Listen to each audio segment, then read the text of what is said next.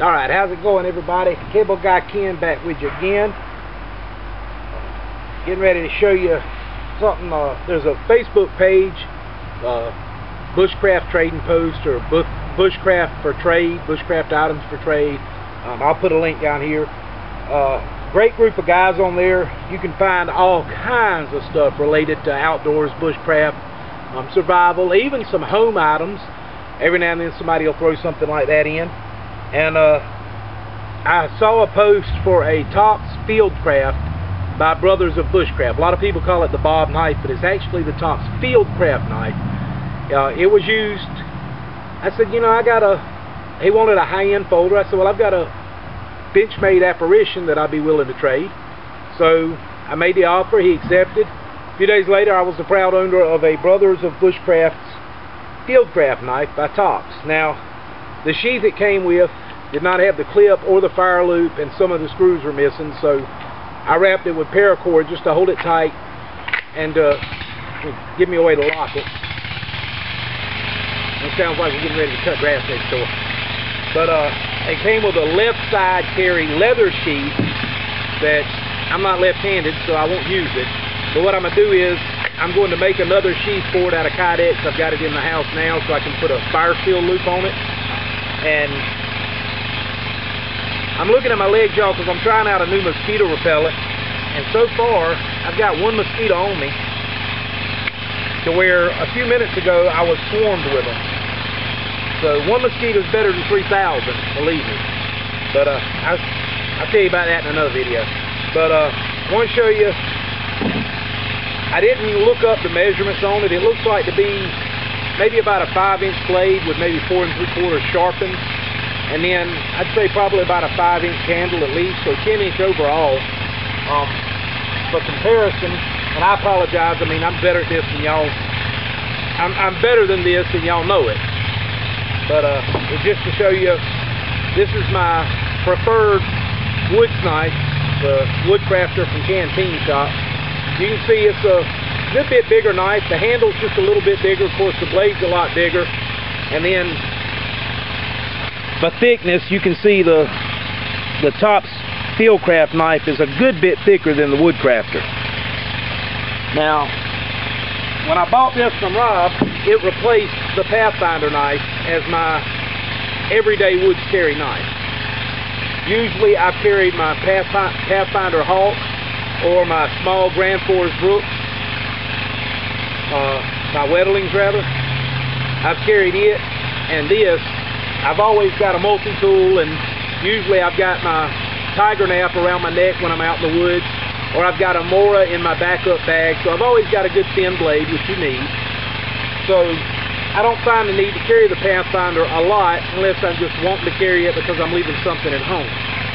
Now, a lot of people complained about the Pathfinder, saying you couldn't chop with it, and you can to an extent.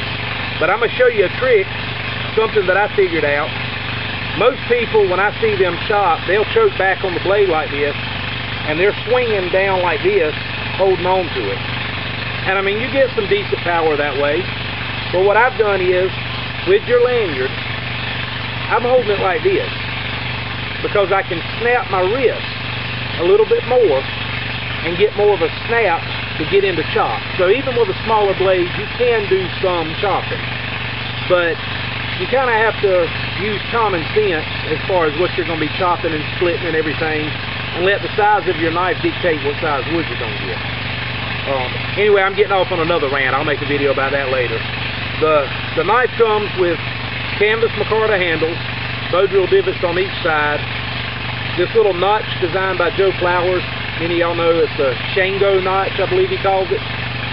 That is supposed to be for scraping your magnesium shavings off of the rod that comes with the knife, and for doing your fire steel. Every video I've watched about this knife, people have trouble doing the fire steel. The way I saw Joe Flowers do it was with your fire steel down on your surface, he would chip away at it like this to get the spark. And you can see, I mean, it'll give a little bit like that. You can do it this way and get a few little sparks. But it's not optimum for a variety of reasons. First of all, if you're hammering away at this fire steel, eventually you're going to hit it with enough force that after it wears down, it could break. If your fire steel is already worn, then you've got less area to aim with. I would have rather he brought this notch back and made it a little bit sharper, which is what I'm going to do, so that you could actually use it in the sheath to throw sparks. Because this isn't enough. With the sharp spine of a knife that I beat up trying to show my son how to do flint and steel. There we go. Get that coating off and get it to a good clean spot. You can see how much more productive that is. And that's without even really trying hard. Even with a homemade knife, such as the Master Muck by Def Steel Knife Company, it's got a fairly sharp spine to it. You can see that does fairly well. Anywhere up the spine, because I've left it sharp. That'll get a fire going. So I'm not impressed with the Shango notch or whatever. I would have rather they took the knife and just left all that alone to leave it a solid hammer point for hammering into things. But I mean, it's not a problem. I just think it's not as well designed or well thought as it could be. And I'm not knocking Joe Flowers. The guy is a freaking genius. Trust me, I've met him a couple of times and shared some talks with him. And the dude's got more knowledge in his little finger than I've got in my whole body about bushcraft and the outdoors. As far as cutting and all goes, I'm going to get a couple of pieces of wood here real quick and we'll show you some chopping and cutting and stuff.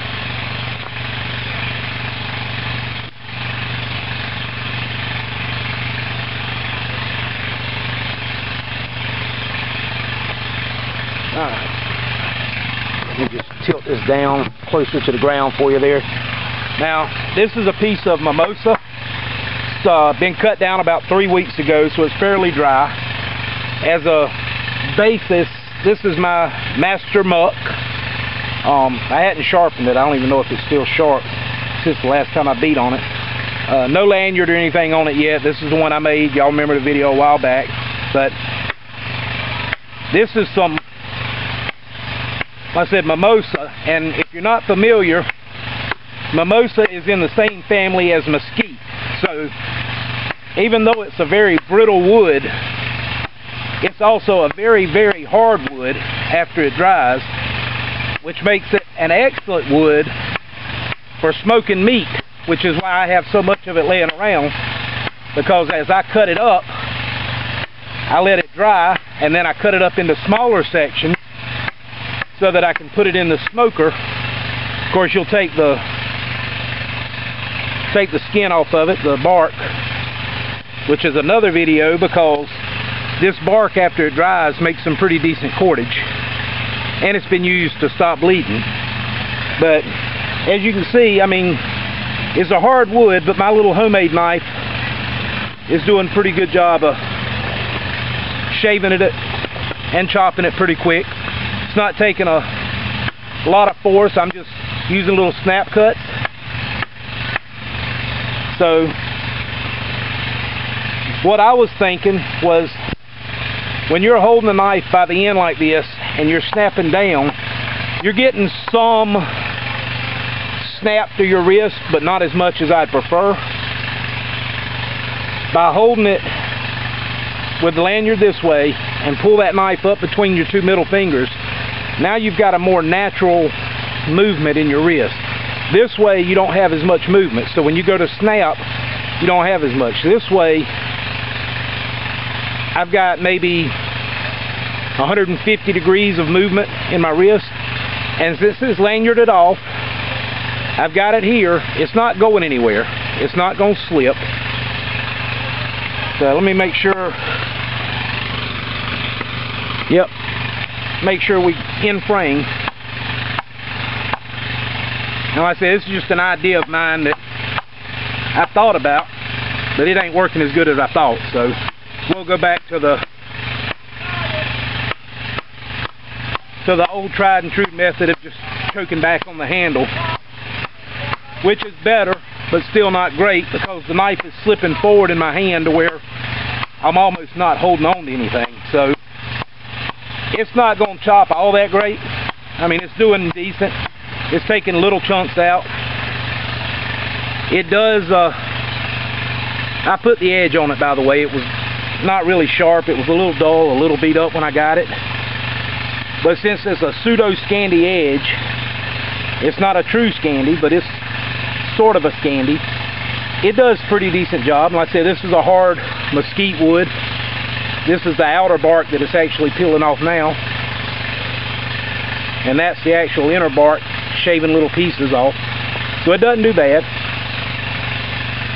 It's a little bit heavy, but it's not a bad knife. I wouldn't make it my everyday knife. The Woodscrafter is still my favorite, just for overall shape and for what I'll use it for. Plus, as soon as I get the Kydex heated up, this will be my everyday main knife.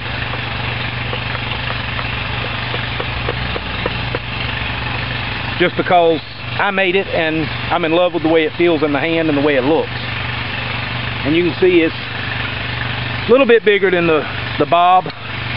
The blade length is the main difference. The blade's probably what, an inch longer than the Bob. And with that big flat spot that I put in it here, then it goes up to the belly. So it's good for getting in there and shaving little fuzz sticks or little shavings off real quick. Little tiny pieces that you can start a fire with. Good for chopping. The Bob, I mean, it does a great job, don't get me wrong, but it's not going to be as good for my camp chores like meat slicing and stuff because it's just so dang thick. I tried slicing apples with it. It'll peel an apple decent enough, but when you slice it, it just breaks the apple up. This knife, only being slightly larger than 1/8 of an inch thick, slices apples pretty doggone good, actually. And I'm not bragging because I made it. It's just the blade geometry, the thickness of it and everything is what makes the difference. If they'd have brought this bevel back a little bit more, maybe made it a full flat grind instead of this fake Scandi or pseudo Scandi, it'd have been a little bit better because you'd have thinned out more of this belly section. It'd have sliced through apples and stuff like that a lot better. Slicing meat, it won't be a problem because, you know, the meat's going to move and give with you, but fruits, vegetables, things like onions and stuff around camp, this ain't going to cut it as good. You're really going to want a Mora or, you know, something better for kitchen work. But overall, don't get me wrong, I'm tickled to death that I've got it. Get my camera up a little bit more for you there. But I'm tickled that I got the knife. I've wanted a Tox for a long time. This is the first one I've owned. And it's a good knife. It's comfortable in the hand, extremely comfortable in the hand. And for regular camp chores, you know, cutting notches, things like that, I don't have a problem using it. For using it for your, like I said, your little smaller tasks. The jimping on the back right there, it's a little bit aggressive. I don't normally care for jimping on a blade, but I can put my thumb further up on the blade and use the belly part to get in there, make little push cuts, come in here and crock them out to make a deep notch. You can use it to peel off the bark if you're making arrows and such. I may even square up the back of the blade just to make it better at scraping things. I may square that off since there's no coating or anything on it anymore. It was taken off before I got it. For making feather sticks and such, it makes little thin slices pretty easy. And of course it holds an edge like crazy, crazy long time. Tox is doing a phenomenal job on their heat treating. I'd say the only other knife company I bought a knife from that was close to that and really in some ways surpassed it was Blind Horse Knives. And the only reason I say surpassed it is because I own a lot of Blind Horse Knives. I never have a problem with them holding an edge. So, you know, I can say they do a great job. This is one knife that I've got. That's not to say they're all great. I may have got a really great one. There may be some bad ones out there, but I've never bought a Blind Horse that wasn't scary, wicked sharp out the box and didn't hold that edge for a long time regardless of what I did to it. So Good knife all around. I won't say don't buy it. I just say think about what you're going to be using it for. For an all-around bushcraft knife, which is what it's made for, I'd say, you know, if you want to spend the extra money to get something American-made by a great group of people like Mike Fuller and the rest of the Tops gang, jump on it. It's not a bad deal. It comes with a great sheath. I wished I had the original factory sheath to show you that. Comes with a great sheath, and of course the fire steel with magnesium and all embedded in it. And it's a great deal for the money. It's not a bad price. That I think retail was $159, $169 right now. If you're looking for a knife to use for camp kitchens, if you car camp, and you're looking for that one knife you can use for it, get you something a little bit thinner bladed profile. You know, something a little bit less meat on it. And you're not going to be doing heavy chopping with this anyway, so it doesn't really need all that extra weight and the extra thickness of the blade. It really prohibits it from doing a lot of the stuff that I think it would excel at if it wasn't so dang thick. Alright? Not knocking the knife. Don't somebody jump on here and say, "Oh, are you crazy? That's a great knife." It is a great knife. I'm more than happy with it. I recommend it to you. I just think, you know, use a little common sense before you buy it. Think about what you're going to use it for.